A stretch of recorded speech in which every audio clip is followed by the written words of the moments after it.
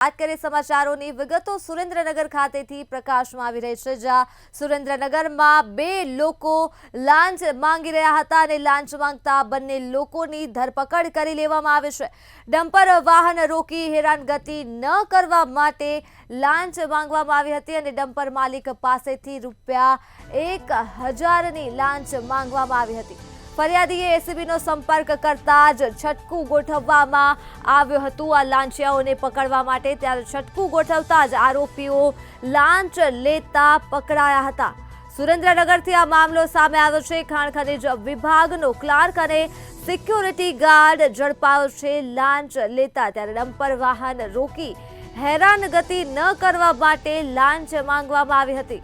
Dumper માલિક પાસેથી લાંચ માંગવામાં આવી હતી ₹1000ની। ત્યારે ડમ્પર ચાલકે ફરિયાદીએ એસીબીનો સંપર્ક કર્યો અને છટકું ગોઠવવામાં આવ્યું હતું। ત્યારે છટકું ગોઠવતા જ આરોપીઓ લાંચ લેતા પકડાયા હતા।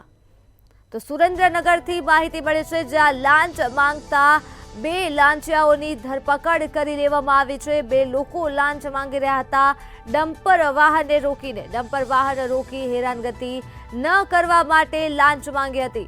ડમ્પર માલિક પાસેથી ₹1000ની લાંચ માંગવામાં આવી હતી।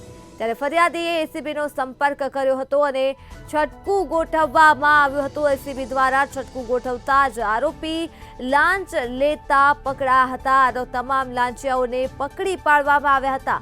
ત્યારે ખાણ ખનીજ વિભાગનો ક્લાર્ક અને સિક્યોરિટી ગાર્ડ ઝડપાયો છે લાંચ લેતા। ડમ્પર વાહન રોકી હેરાનગતિ ન કરવા માટે લાંચ માંગવામાં આવી હતી।